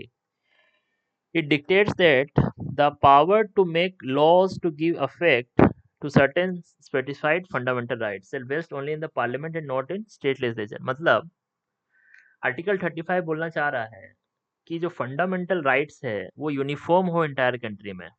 ठीक है, अगर किसी फंडामेंटल राइट को इफेक्ट देने के लिए लॉ बनाना है तो पार्लियामेंट ही बना सकता है, ऐसे नहीं कि अनटचेबिलिटी का लॉ जाके स्टेट बना रहा है। तो आप अगर देखिएगा, अगर आर्टिकल 16(3) में बोल रहा है कि रेजिडेंस एज ए कंडीशन बने तो पार्लियामेंट बनाएगा। आर्टिकल 32(3) में बोल रहा है कि कोई ऐसा कोर्ट को एम्पावर कर सकता है अदर देन सुप्रीम कोर्ट और high court to issue direction, तो कौन एम्पावर करेगा, पार्लियामेंट करेगा, ना कि जाके स्टेट बना देगा एक को। आर्टिकल 33 में बोल रहा है कि भैया आर्म फोर्सेस का हम लोग ये कर सकते हैं, बाय रिस्ट्रिक्ट कर सकते हैं fundamental right by making a law, तो कौन करेगा, यही करेगा। आर्टिकल 34 बोल रहा है कि भाई इंडेमनीफाई कर देंगे any government servant during martial law, तो कौन करेगा, मार्शियल लॉ कौन बनाएगा, पार्लियामेंट बनाएगा। कोई बोल रहा है कि आर्टिकल 17 में अनटचेबिलिटी है, तो पनिशमेंट कौन प्रिस्क्राइब करेगा, पार्लियामेंट करेगा। ट्रैफिकिंग में कौन करेगा, पार्लियामेंट करेगा। यही सब है, यही बोला आर्टिकल 35 है। ठीक है, तो state legislature can pass prescribing punishment for untouchability since criminal law in concurrent list में नहीं। तो आर्टिकल 35 हम लोग बोलेंगे कि ओवर राइडिंग क्लॉज है, इवन दो वो स्टेट लिस्ट में हो, कंकरेंट लिस्ट में हो, बट अगर वो फंडामेंटल राइट से रिलेटेड है लॉ, तो that must be under the ambit of parliament, that is under article 35। तो प्रैग्मेटिज्म बताना होगा फ्रेमर्स का। तो आर्टिकल 33 और आर्टिकल 34 क्या डेमोन्स्ट्रेट कर रहा है कि भैया हम लोग का जो फाउंडिंग फादर्स था वो केवल आइडियलिस्ट नहीं था, वो जान रहे थे कि individual liberty can not exist in vacuum, therefore एक सिक्योर डिसिप्लिन और फंक्शनिंग स्टेट चाहिए। ठीक है, ये जरूरी है। तो कभी कभी सर्वाइवल के लिए रिपब्लिक का किसी पर्टिकुलर इंडिविजुअल का राइट को बंद करना होगा। ठीक है, और यूनिफॉर्मिटी के लिए सेंट्रलाइजेशन किया गया है। तो आर्टिकल 35 यूनिक फीचर है जहाँ पे यूनिटरी बायस लाता है। तो आर्टिकल 35 को लिखिए, अगर कहीं यूनिटरी कॉन्स्टिट्यूशन लिखना होगा तो आपको आर्टिकल 35 नोट करना होगा कि आप स्टेट का पावर को स्ट्रिप कर दीजिएगा for untouchability, arm force right, police के लिए, क्योंकि अ, ताकि जो इंडियन सिटीजन है सेम फंडामेंटल राइट या सेम पेनल्टी उसको फेस करे। ठीक है, डॉक्ट्रिन ऑफ बेसिक स्ट्रक्चर क्या है, तो कोर प्रिंसिपल है कि भाई पार्लियामेंट किसी भी कॉन्स्टिट्यूशन के पार्ट को अमेंड कर सकता है, फंडामेंटल राइट को भी, using the power of article 368। ठीक है, बट उसका वो अमेंडिंग पावर एब्सोल्यूट नहीं है। ठीक है, तो parliament can not use it's amending power to destroy, alter, or abrogate the basic structure or fundamental framework of constitution that is the crux of the doctrine. Okay, so if you say a lot of things that are under the, you can say, पहला principle बोलेंगे कि supremacy of constitution in our India, this constitutional supremacy is there. The constitution, not parliament, is supreme. All the organs of the state derive their power from it and are bound by it. तो केशवानंद भारती में भी बोला है, Minerva mills में भी बोला है. दूसरा, सोवरन, डेमोक्रेटिक और रिपब्लिक नेचर. ठीक है, India is an independent republic where power flows from people through regular democratic election से. ठीक है, सेकुलरिज्म है कि इंडिया का स्टेट का कोई ऑफिशियल रिलीजन नहीं है, सारे रिलीजन्स को इक्वली रिस्पेक्ट के साथ करेगा. तो केशवानंद भारती याद रखो, एस आर बोम्मई को याद रखो सेकुलरिज्म के लिए. ठीक है, तो S R Bommai versus union of India case, एक Kashi Vishwanath versus state of UP का केस याद रखो. S R Bommai secularism, S R Bommai secularism. ठीक है, सेपरेशन ऑफ पावर को याद रखो. तो सेपरेशन ऑफ पावर जरूरी है, that is the basic structure. तो केशवानंद भारती को याद रखो, उसमें एस आर बोम्मई को याद रखो, आई आर कोहेलो को याद रखो. ठीक है, सेपरेशन ऑफ पावर के लिए. ठीक है, फेडरल करेक्टर भी है, तो इंदिरा, एस आर बोम्मई इसमें भी है. एस आर बोम्मई को बहुत जगह कोट कर सकते हो तुम. तो S R Bommai, supremacy of constitution, separation of power, federalism, ये सब एस आर बोम्मई का फीचर है. ठीक है, जुडिशियल रिव्यू, एल चंद कुमार केस जो है, अगर जुडिशियल रिव्यू आ जाए कभी तो आप एल चंद कुमार का केस को कोट करो. ठीक है, मिनर्वा मिल्स को कोट करो, केशवानंद भारती को कोट करो, इंदिरा गांधी वर्सेस राजनारायण को कोट करो. ठीक है, उसके बाद harmony between fundamental right and DPSP, तो मिनर्वा मिल्स को कोट करो कि बैलेंस होना चाहिए आपका फंडामेंटल राइट और डीपीएसपी के बीच में. ठीक है, फ्री एंड फेयर इलेक्शन हो, तो इंदिरा गांधी का जो है that is also free and fair election हो, तो क्योटो होलोहान जाचिलो का केस ले लो, या इंदिरा गांधी का वर्सेस राजनारायण वाला केस ले लो 1975 का. अमेंडिंग पावर पार्लियामेंट का है, तो parliament power to amend is limited, वो एक्सक्लूड नहीं है. तो मिनर्वा मिल्स का केस में क्वेश्चन क्या क्या बनेगा. तो बेसिक स्ट्रक्चर डॉक्ट्रिन डिफाइन है, नहीं है, ये पूरी जुडिशियल इन्वेंशन है. ठीक है, गोलकनाथ क्या बोल रहा है, गोलकनाथ में नहीं बना है, केशवानंद भारती में बना है. तो बेसिक स्ट्रक्चर रेट्रोस्पेक्टिव लगता है. तो वमन राव के केस में सुप्रीम कोर्ट बोला था applies prospectively to all amendments enacted after 24/1973, ये अभी का स्टैंड है. ठीक है, तो सेफ्टी वाल्व ऑफ डेमोक्रेसी है बेसिक स्ट्रक्चर. सबसे पहले जहां भी डॉक्ट्रिन ऑफ बेसिक स्ट्रक्चर आए, सेफ्टी वाल्व बोल दो उसको, कि आपको अगर डेमोक्रेटिक फैब्रिक अगर कहीं दिक्कत हो रहा है, या वन पार्टी स्टेट बन रहा है, या रिलीजियस थियोक्रेटिक स्टेट बन रहा है, तो डेमोक्रेसी को बचाने के लिए डॉक्ट्रिन ऑफ बेसिक स्ट्रक्चर है. दूसरा है जुडिशियल ओवररीच से भी बचने के लिए, कि क्या भैया ये जुडिशियल ओवररीच है या अनइलेक्टेड सुपर लेजिस्लेचर बना रहा है. तो ऐसा नहीं है, इसको हम लोग बोलेंगे गार्डियन ऑफ द कॉन्स्टिट्यूशन. ठीक है, तो the Downey can not become the donor. तो मिनर्वा मिल्स का फेमस कोट है कि डोनी कैन नॉट, मतलब constitution the donor gave the parliament the donee the limited power to amend it. कितना अच्छा कोट है. The donee cannot use the limited power to grant itself the unlimited power. ये quote को use कीजिए. उसके बाद 99th amendment test है. The most recent high profile NJAC है, तो एनजेक को लोग हटाया इंडिपेंडेंस ऑफ जुडिशरी को बोल के. ठीक है, सबसे पहला चीज, जहां भी केशवानंद भारती केस आएगा, ठीक है, केशवानंद भारती केस में आपको सीधे क्या हुआ था कि जो 13 जज का जो बेंच था, वो रूल किया था कि that parliament has the wide powers to amend constitution but it can not alter the basic structure. तो वो सिंपल सा ज्ञान है इधर. अगर हम कभी भी बात करें कि कॉन्स्टिट्यूशन सुप्रीमेसी है कि नहीं है, तो हम कोट कर देंगे सीधे केशवानंद भारती को. तो केशवानंद भारती बेसिकली बोल क्या रहे हैं, तो केशवानंद भारती में हुआ कि भैया 13 जज का जो रूलिंग आया कि पार्लियामेंट के पास वाइड पावर है to amend the constitution under article 368, ये मान रहे हैं हम लोग, but it can not abrogate the basic structure. This is the, यही टर्म लिखना है एग्जाम में. ठीक है, इससे कॉन्स्टिट्यूशनल सुप्रीमेसी स्थापित हुआ कि जुडिशियल ओवररीच नहीं कर रहे हम लोग, वी आर जुडिशियली एक्टिविज्म. ठीक है, we are the guardian of democracy. ये दूसरा चीज हुआ. तीसरा है कि ये कॉन्स्टिट्यूशन को लिविंग डॉक्यूमेंट बना के रखता है, ठीक है, तीसरा चीज। दूसरा है SR Bombay versus union of India. SR Bombay में क्या है कि it stop the rampant use of article 356, कि बोल रहा है कि जो प्रेसिडेंट का पावर है under article 356, it is not absolute, it is subject to judicial review. ठीक है, ये आपको समझ मतलब एसआर बोम्बे में आए सीधे प्रेसिडेंट रूल दिमाग में आ जाना चाहिए, आ ही जाना चाहिए। क्या बोल रहा है उसमें कि फ्लोर टेस्ट ही एकमात्र तरीका है जिससे आप गवर्नमेंट का मेजोरिटी को डिसाइड कर सकते हैं, और गवर्नर का कोई ओपिनियन ओपिनियन या नहीं चलेगा। ठीक है, और जो फेडरलिज्म है, जो सेक्युलरिज्म है, ये भी आपका बेसिक स्ट्रक्चर का पार्ट है। एसआर बोम्बे ऐसा बोल दिया तो फेडरलिज्म समझ गए, सुप्रीमेसी ऑफ कॉन्स्टिट्यूशन समझ गए।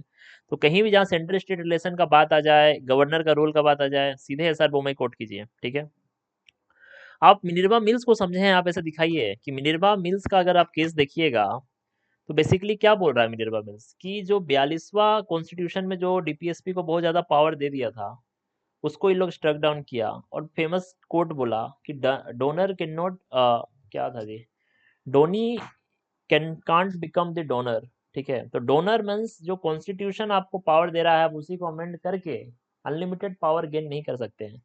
तो जहां भी फंडामेंटल राइट डीपीएसपी का डिबेट हो, आप मिनर्वा मिल्स को कोट कीजिए सीधे। ठीक है, हार्मोनियस रिलेशन दोनों में होना चाहिए, इसको कोट कीजिए।